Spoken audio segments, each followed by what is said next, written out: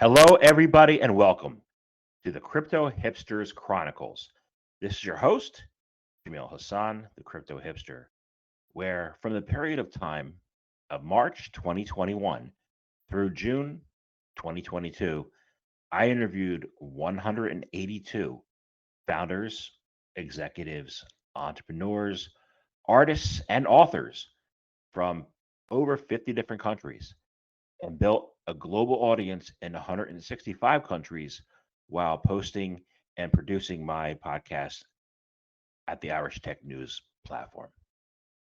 Since then, I realized there's a lot of incredible content in the interviews that I had, and my interviews with Thought Leadership podcast interviews that had amazing gems from all the guests that I was able to interview. And so I've chosen and decided to create the Crypto Hipsters Chronicles series, which is a series of the gems, the little tiny pieces from each of the interviews that I had in the areas of Bitcoin, Ethereum, metaverses, NFTs, regulatory issues in crypto globally, art, and you name it across the wide spectrum of different verticals in blockchain and crypto industry, and in fintech and mobility and sustainability as well. These are about 15 minutes long, each chronicle, and has three, four, or five different segments from different interviews. So I hope you enjoy them. I hope you have learned a lot. And if you'd like to listen to the full podcasts, they are available online at both the Irish Tech News and on Anchor. And in a future date will be available on the Crypto Hipsters station as well. So please enjoy and talk to you soon. Welcome to Crypto Hipsters Chronicles, episode 45. The digital crypto future is coming sooner than you think. This podcast is a compilation of 5 interviews. First, Michael Casey, the Chief Content Officer at CoinDesk. Second, Brian Kerr, who's a co-founder at Kava Labs. Third, Samira Mehta, who is the founder and CEO of Coder Bunnies. Fourth is Johnny Fry, the CEO at Team Blockchain. And fifth is Richard Carthon, who is the CEO and host at Crypto Current. Enjoy. So the crypto community has been watching C-SPAN over this weekend in the Senate hearings. Yeah. And I saw that you had an article, CoinDesk had an article on what's going on over there. I just wanted to get your initial thoughts on how, if any, impact will occur negatively or positively as a result of the hearings. Yeah, I mean, let's be clear. These were not hearings. This is a vote on legislation, so it's like even more powerful than hearings, right? I mean, look. I mean, the first response might be people would think that it's negative. I think the takeaway in this is all very positive. The only reason why the appropriate amendment or this state's really compromised language wasn't adopted because one single senator was a standout, right? An 87-year-old white guy from Alabama. Just let that sit for a second. One person, and all because of a defense contracting plan that he wanted. He upheld, he got in the way of a compromise piece of legislation that I think would have really inculcated the very idea that I think is central to how we're trying to, how I think smart people who are really recognize the value of smart regulation are thinking about this. But yeah, if you've got people who are custodying assets on other people's behalf and they're acting as exchanges, then just as they do for KYC and everything else, they do have this reporting obligation that's not inconsistent with what happens in the existing crypto world, nor is it inconsistent with what happens in the financial world itself. And so whether we like it or not, that's a reality. All the other stuff that was rolled into it, this broad definition of broker and all of the other components here with regards to whether or not miners would be captured by this, and whether or not hardware wallets, and all of that was removed from the exemptions that was agreed upon, and now it's kind of essentially ambiguously still in there. That's a huge problem, right? Because it's surveillance, it is unworkable models of reporting from unidentified entities, and who is even responsible, and it's a mess.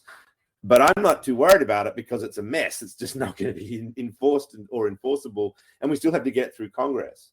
The lower house. But what's far more interesting and far more important was how close it got to actually being resolved because of the phenomenal lobbying that happened, which speaks to how much the crypto community has arrived.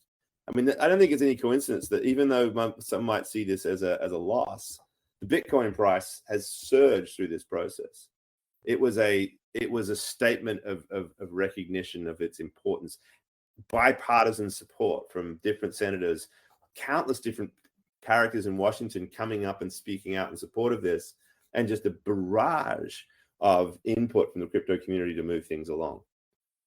This was grassroots lobbying at its best.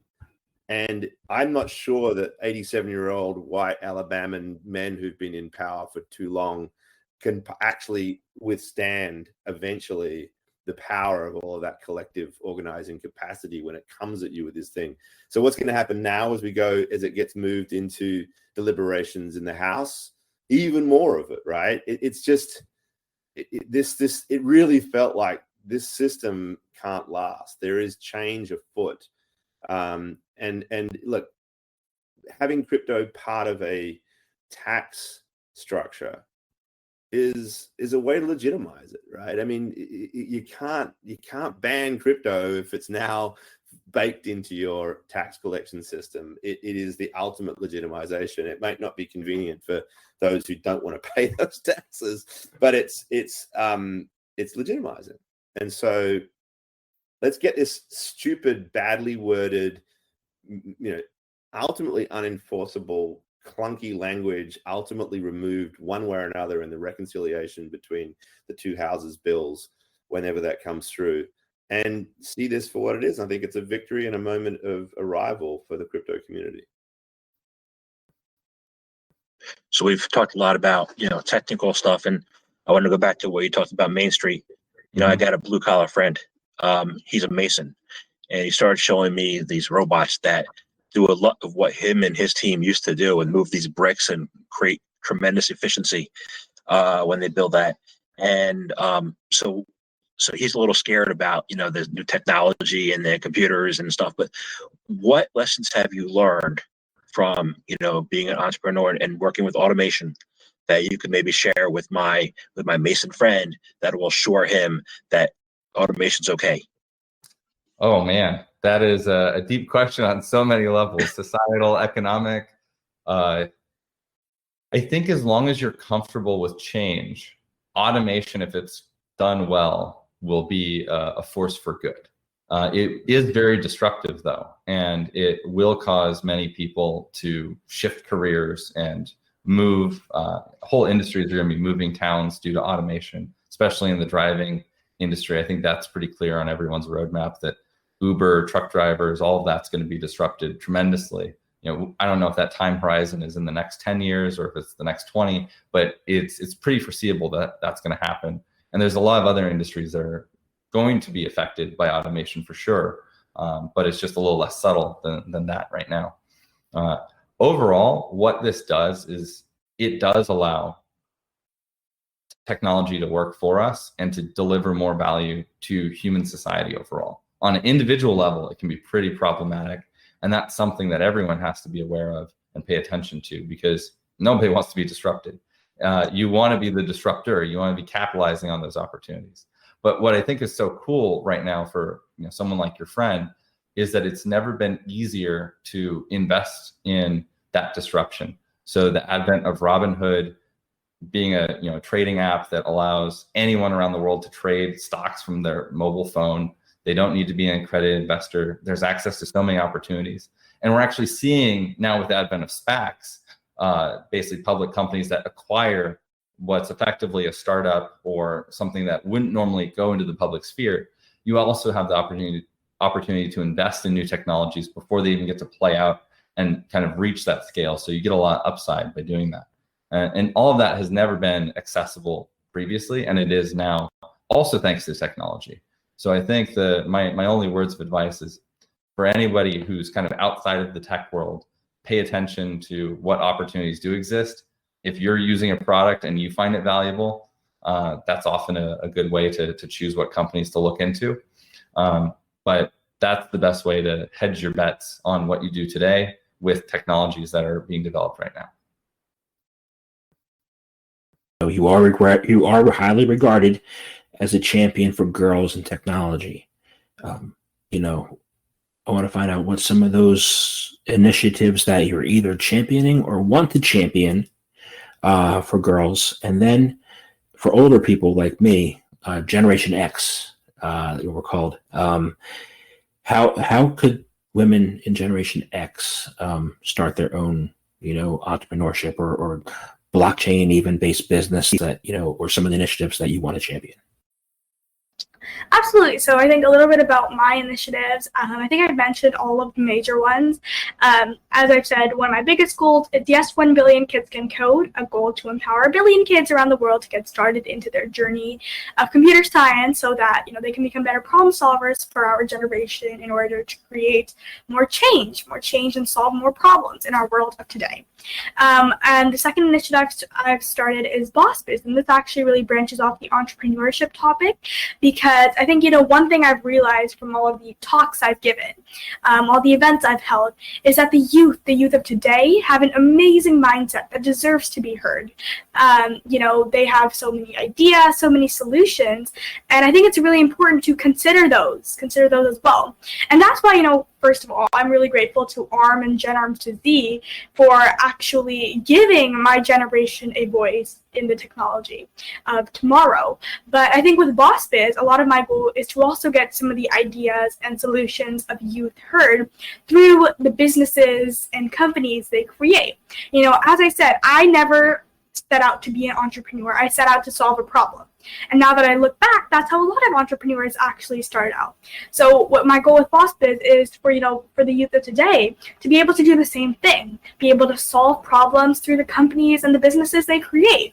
And so that's why I started Boss Biz in July of 2020. It's a 2-week program where I, alongside well-renowned entrepreneurs across the world, share the processes behind creating a business and becoming an entrepreneur. And at the end of the 2 weeks, the participants pitch their business idea for the chance to win some seed money. And my first Boss Biz was sponsored by Walmart. The second Boss Biz was sponsored by ARM, and we've given over $10,000 in seed money to the generation to be able to carry out their fantastic ideas. So that's one of my other initiatives. And I think I also touched on my third one a bit, but it's really just a goal of getting more girls into tech. And I do this through the workshops and the events I hold, because I think one thing I've noticed, if it's girls see other girls doing the same thing, they feel more motivated that this is something that they too can do. It's not a barrier for them. It's something they can explore as well. So these are my main initiatives, the main work that I do, and all my board games and everything else fall under these umbrellas. But I think you touched on an important topic. How can the older generation also get involved? And I think, as I emphasize the voices of the youth of today, I want to equally emphasize the voices of the older generations, because I think, there is so much guidance and mentorship that you guys can provide us my generation, I think I personally would be nothing close to where I am without the help and support of my mentors. So I think mentors play a huge role in our lives, and mentorship is something that can go very far. So I definitely think mentoring is an amazing idea. But also, if you want to go on and create your own businesses and your own companies, and I think you also touched on blockchain. I think blockchain is a very emerging field right now, and I think it's something that really interests me. But I think a lot of the basics behind it involve just the computer science and the math. And if we can get more women involved in these fields, we can create a lot more impact with blockchain. We could create a more impact on our world. And I think one thing I've really noticed is that women bring a lot to the table. There's creativity, collaboration, compassion, but women are a mindset that is currently lacking in the technology of today. And if we get those heard and, put both views and both mindsets together, I truly believe that that's when the best ideas come to light. The best ideas only come to light when all ideas are put together. So I definitely do think that we need a lot more women in blockchain type fields as well. But I was talking about entrepreneurship, and similar thing. I think you should just go for it, get started, and it really all starts with a problem. I think for me it's like that, and I'm trying to encourage the students at Boss Biz to do the same. It starts out with a problem that you want to solve, and just go for it. Go on and solve that problem. One of the things that I found interesting about you, your background, and one of the videos that you did talked about is when I first entered blockchain, which was in 2017, I very quickly got involved in a loyalty project, and we didn't succeed. But the loyalty rewards points as an industry right now in traditional finance is over $200 billion industry. Yeah. So, what's your take on the current loyalty rewards points industry, and then the sustainability potential of a crypto entry into the sector? Now, please take into account there have been several efforts, including one I was on in the last few years, that have failed, meaning it sounds like a logical and easy space for crypto to enter the space, but the practical adoption and operational viability is a very different story. So how do you see the entry, and how do you see widespread adoption playing out? Okay, so I think what was very significant was last year when you saw JP Morgan, biggest bank in the world outside of China, and they actually started getting involved in the loyalty market because they saw that the American Airlines loyalty scheme was worth more than the equity of American Airlines. That's kind of crazy when you think about it. The loyalty scheme worth more than the airline that's actually been given out these loyalty schemes. And therefore, I think what we're going to see is, look, loyalty schemes have been around for many, many years, and they rely on an economic principle called nudge economics.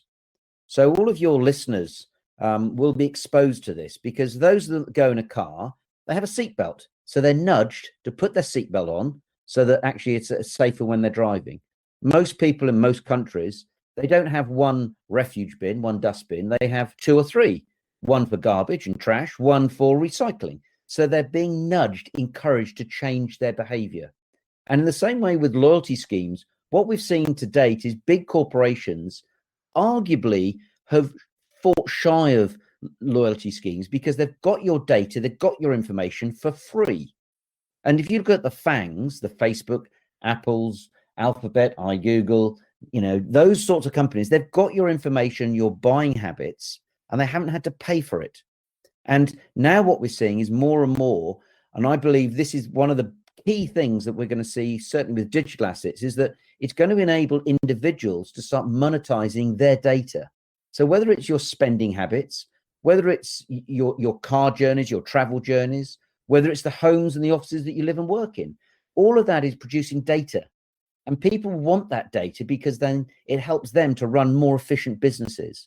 And so I think that what we're going to see, despite some of the efforts and companies that have failed in this sector, I see that rewarding people via loyalty schemes, via encouragement through nudge economics, is going to be a very, very powerful tool, and it could well signal the increase in terms of the power for the individuals over their data, and a decrease from some of the big tech companies that we've seen to date, who basically have hoovered up all your data, and most people haven't realized it. Now, to give you a practical example, SC Johnson, very successful US company, the people that make Glade air fresheners, cherry blossom boot polish, they actually wanted to do something for society. They wanted to actually do something about the millions of plastic bottles and pollution that arguably some of their products had made. So they set up a scheme in conjunction with a company called Plastic Bank. And this is a charity. And they said, look, what we want to do is encourage people to pick up and recycle plastic. And Plastic Bank said, well, that's what we do. We just need some money. So the way it originally started off is that, they were just being given individuals, young children and typically non-working ladies were given money for, bags of plastic. What they realized is that money wasn't always being used in perhaps the ways that SC Johnson had necessarily intended, because maybe dad came home, gave the kids a flick around the ear and went back down the local bar. So they said, well, most of these people seem to have phones. Why don't we give them some sort of digital sort of reward, some sort of like an air mile? And for your older listeners here in the UK, maybe a Green Shield stamp.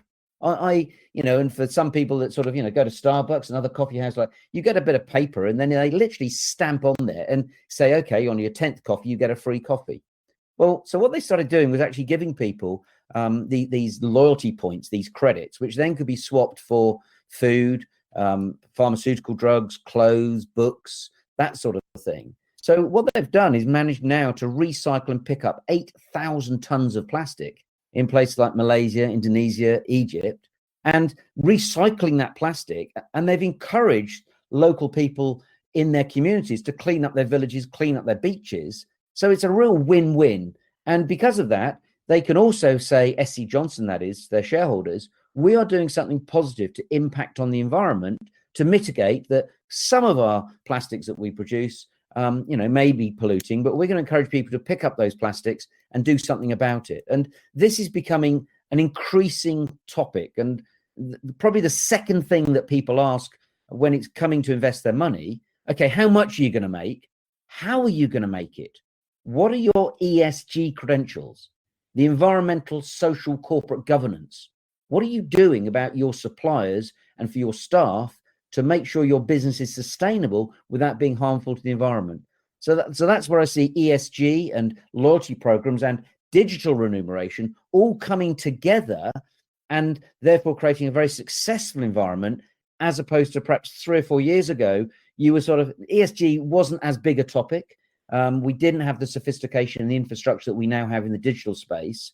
And this whole area has now come together. And I think we're going to see more and more of this coming forward. And you've got the big players, as I mentioned earlier, with like JP Morgan, who've come in and said, this is an area that we actually want to try and monetize, and we're going to put hard cash behind it.